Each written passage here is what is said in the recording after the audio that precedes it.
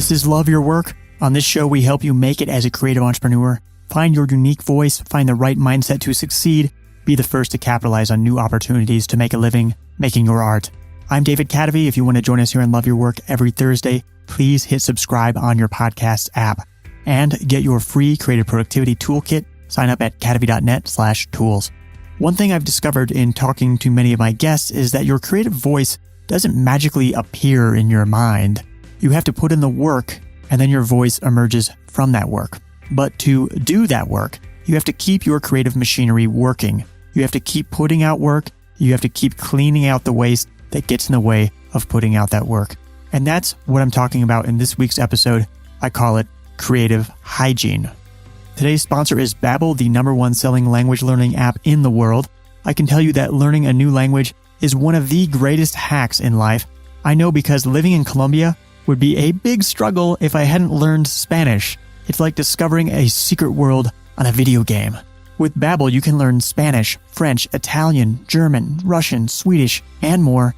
You can try Babbel for free. Go to Babbel.com and use the offer code LYW to get 50% off your first 3 months. That's Babbel, BABBEL.com, offer code LYW for 50% off your first 3 months.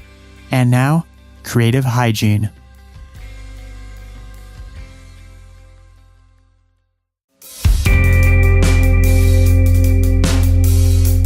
Three ways to practice creative hygiene.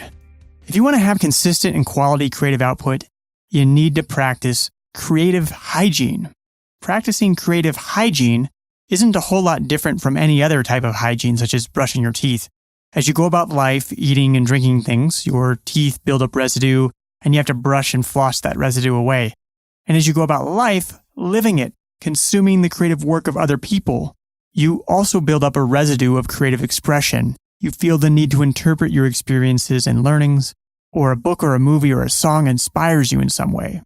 If you don't brush and floss, the residue on your teeth will turn corrosive and your teeth will decay. Likewise, if you don't practice creative hygiene, you'll have a faint feeling like something is missing, and that something will be creative expression. Meanwhile, your creative abilities have atrophied, making it harder and harder to get them back. Here's how I personally practice creative hygiene. Have a trusted capture system, have an expressive habit, and manage your creative energy. 1. Have a trusted capture system. The most important part of creative hygiene is having a trusted capture system for creative inputs. So, if you have an idea or if something inspires you, you have a place to put that thing for future reference, and you can trust that you won't just forget about it. You can be present in the moment because you can be confident you can reference the item in the future. You trust your capture system. And not having a capture system is like eating pulled pork with big gaps in your teeth. You're trying to get nourishment, but it's just getting stuck. It's jamming up your machinery. My capture system depends upon my context. So in most cases, I have a place on Evernote where I can put my ideas. And I also do most of my reading on Kindle. So highlights are my big capture system when I'm reading. 2, have an expressive habit. You're capturing creative inputs in your capture system, but in order to trust that system, you need to trust that you'll get a chance to review and digest the things you put into that system. So for example, if you get a great idea for a screenplay and you write it down, you can't be at peace unless you know that you're going to get a chance to explore that idea at some point. If you have an expressive habit, you know you'll get a chance to turn your ideas into something real. For me, that habit is writing each morning. I also make sure to give myself time at a cafe, writing whatever comes to mind in my notebook, at least every once in a while.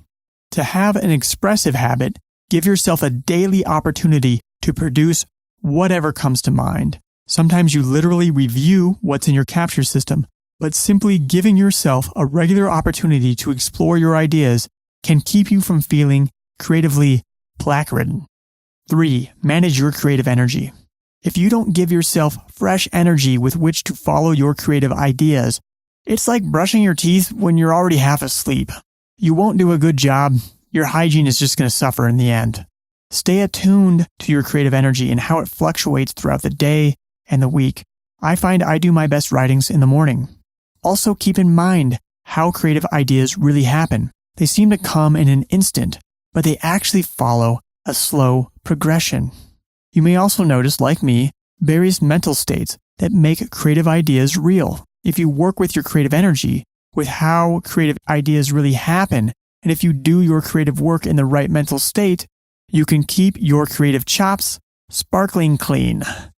We tend to wait for big creative breakthroughs to happen at any moment. But to keep your creative machinery working, you need to practice creative hygiene. This way, when you do come across a creative feast, you'll be ready to sink in your teeth.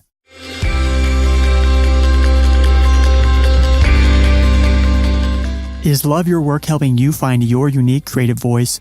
Does it bring you the inspiration and motivation you need to become the creator and human you want to be? If so, please be a part of making this a special and nourishing and thoughtful show.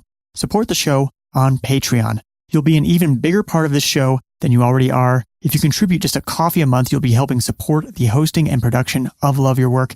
Everyone has some unique creative gift to offer the world. Together, we can give people the tools they need to bring that work into the world. The world will be better off for it. Visit our Patreon page at patreon.com/Cadavy.